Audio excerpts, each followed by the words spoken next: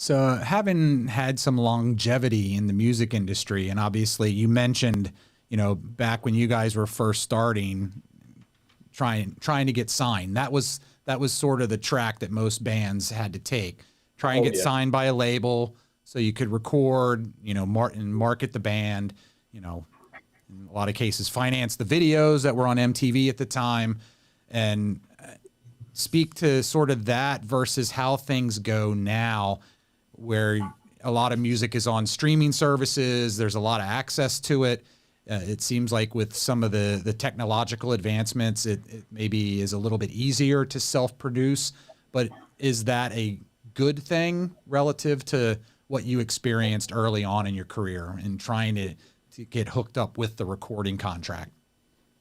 Jami, why don't you talk about modern times of, how bands do it, and I'll talk about how I compare that to when we started. Yeah, I think nowadays everything is different. The music market is completely different from the 80s, 90s. So nowadays it's very important to be present in social media. So and all the digital platforms.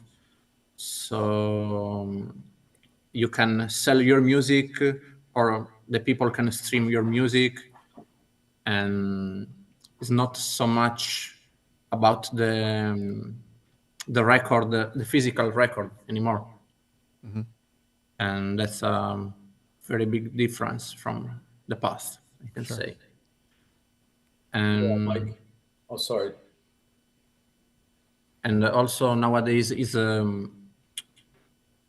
all the musicians have a little studio at home that can record demos, and if you have a good equipment, you can also record a full album at home if you have a very good gear.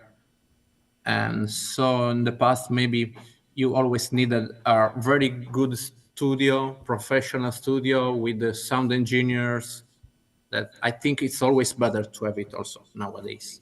But you can do many things right now also just with a home computer and plugins. Mm-hmm.